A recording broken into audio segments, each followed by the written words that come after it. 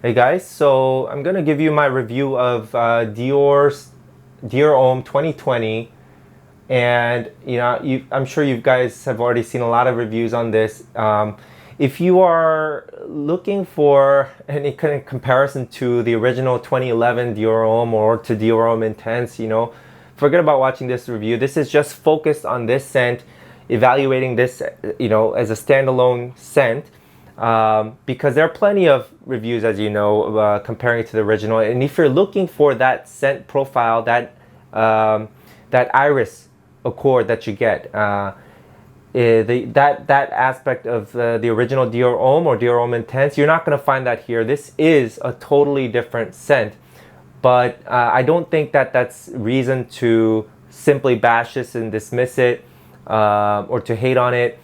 You could say that the marketing was done poorly, or the branding, they should have used a different name or come up with a different line. This is not the same thing. You can get mad for those reasons, but if you really judge just the scent, I actually think this is a pretty damn good scent, and it is unique to my nose, and I think this is worth a purchase, and it's a good signature scent that is a little bit of a class above many other designer fragrances, and I'll tell you why.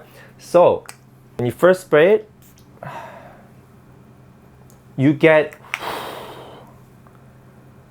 this is really nice. There's no denying that this is so smooth, and it has this really, the note that stands out is ISO E Super, which is kind of ambery, musky, cozy, woody smell. And wow, it's nice. There is a synthetic vibe about it that is just so nice, and I would say, better than the original. If you like fragrances like Molecule 1, Another 13 by Le Labo, that's sort of, this captures that similar feel that you get from the ingredient ISO E Super. It is not an official listed note by Dior, but I just think that it is so prominent, and that's probably why you see it on Fragrantica as one of the main notes that people detect. Regardless, it is this sort of fuzzy, very cozy, but not hot or warm, overly thick kind of scent. It just smooth, and there's a little bit of sweetness, a little bit of darkness, and of course that's not just ISO E Super. In here, notes that are officially listed are cedar, vetiver, patchouli, I believe. And basically, this is a cedar dominant scent, in my opinion, with this sort of warm, musky quality about it.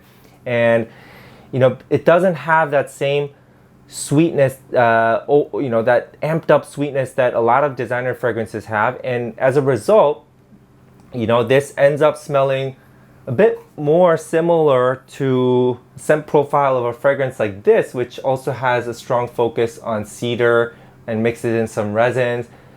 This sort of has a more watery feel, whereas here with the use of ISO E Super, it's a bit of that smoother, creamy, woody quality. And damn, this is really sexy. The concept behind it was a sensual, viral kind of scent, and I think that was achieved really well by Francois de Marchy. Really smoothly blended.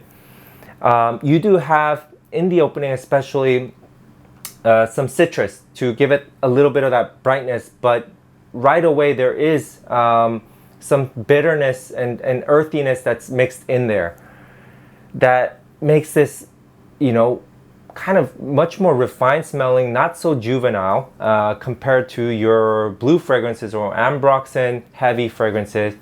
And I mentioned before that Prada's Luna Rossa Carbon seems to be kind of, to me, a smoothed out version of Dior Sauvage, a bit more refined and sophisticated. Well, this is sort of next in that progression to me. You might think initially that it has a little bit of a similar ambroxan feel, but then it doesn't overdo it. It just, the ambroxan and ISO E Super, as far as I know, are kind of related. To me, there is a similarity in the smell, but ISO E Super again is almost a woody scent enhancer. It's more perfect. It's it's just like wearing a second skin. There's a kind of musky quality about it that mixes in so well with the cedar. And so this is a woody fragrance through and through. And as a result, with only that touch of sweetness, and by the way, that sweetness is also coming probably from the use of coumarin, which is the substance in tonka bean. But you're not going to detect tonka bean. You're just going to get this kind of bitter sweetness from coumarin and patchouli, and ultimately just a lot of cedar. This sort of smooth, cozy, clean, and like quiet kind of wood, right? It's just whistling, right? It's not a massively projecting scent, nor super long-lasting scent in terms of kind of projecting out, but it does remain a skin scent for a long time.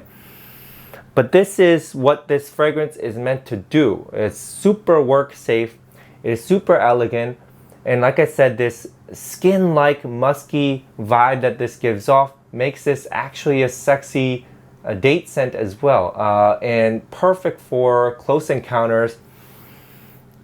You're definitely going to smell it. I mean, you're not going to be walking through a crowd and everybody's going to be smelling. It's not that kind of fragrance, and it doesn't try to be. Let me mention just a few other things about the scent that are going to be more subtle to pick up. There is sometimes, I don't always get this, but I did find that there's a bit of spiciness and some floral tones as well. And I think that's just an example of how well blended this scent is. You don't always pick it up, but these are supporting notes that just blend so well with this kind of main player of cedar. You have these slightly floral, slightly spicy touches about this fragrance. And this other aspect of this fragrance is that once it dries down, it wears quite dry, right? So this is a very dry, woody cedar scent. That's ultimately what you get here. And it just smells, to me, I mean, on the one hand, a bit artificial with that with that ISOE Super, but on the other hand, it smells quite natural, this woody scent. And it smells rich. It smells like you've taken the extract from the wood. That's what it feels like. It has this deep, kind of intense, concentrated quality about it.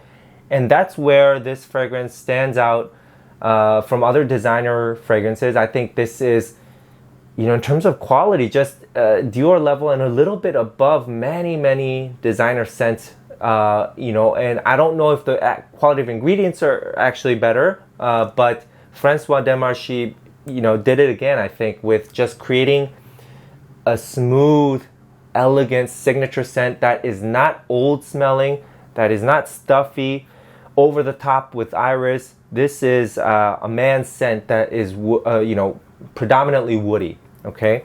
And it's masculine. It has got just the right amount of resinous kind of sweetness as well, which I love. And man, this is a cozy yet so wearable scent.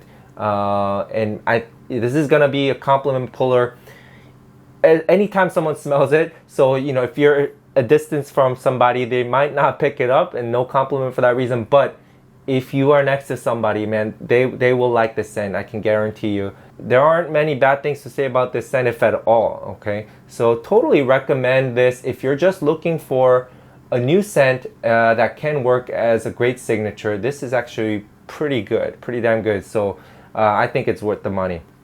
All right, so check it out, and I'll see you in the next video. Bye.